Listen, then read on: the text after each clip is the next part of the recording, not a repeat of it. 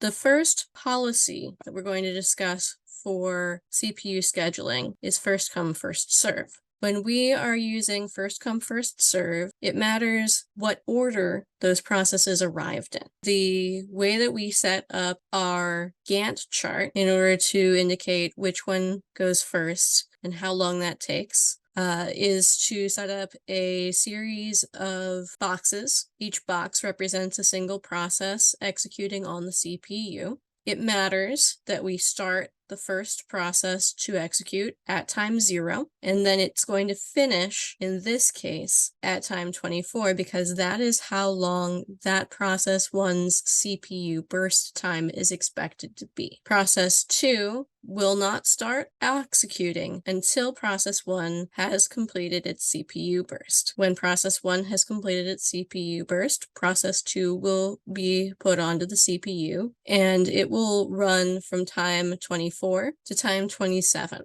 Process 3, which came into the system third, also has a CPU burst time of 3, and it is going to run from time 27 to time 30. When we are analyzing how well this algorithm works, we care mostly about the waiting time. Process 1 did not wait at all. Process 2 waited for the entire time that process 1 was running, or 24 milliseconds, and process 3 started running at time 27, which means that it ended up waiting for a total of 27 milliseconds.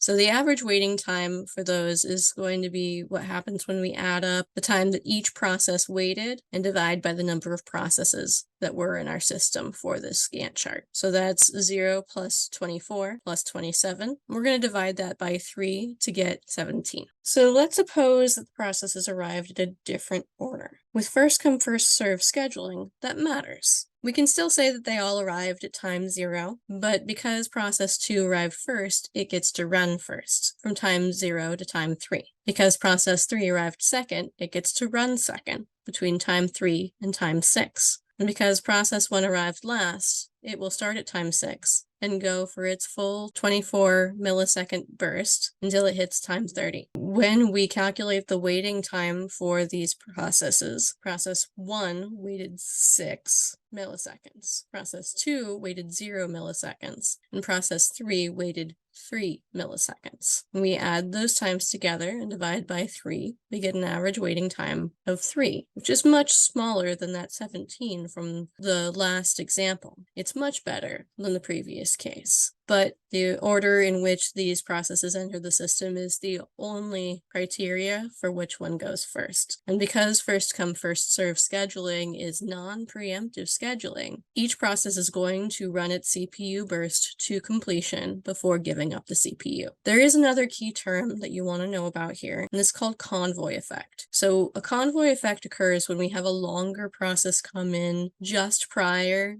to one or more short processes. It's actually very common because the longer a process is going to run, the more likely it is that other processes are going to enter the system while that longer CPU burst is running. When that occurs, we call that a convoy effect, because it has a large impact on the waiting time for every other process in the system. So now you try. We're going to use this set of processes where process 1 has a burst time of 5, process 2 has a burst time of 7, and process 3 has a burst time of 2. Suppose that the processes arrive in that order. Pause the video and make your Gantt chart.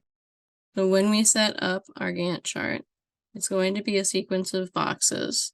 Because we're using first come, first serve, we know that each one of them is going to complete in turn, with process 1 being first, process 2 second, process 3 third. We have to start at time 0.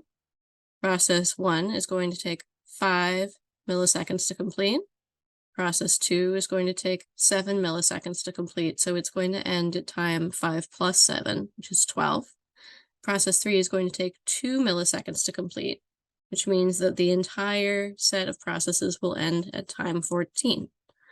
Now, if we calculate the average wait time here, we have 0 plus 5 plus 12 divided by 3, which of course works out to 17 over 3 and does not divide evenly.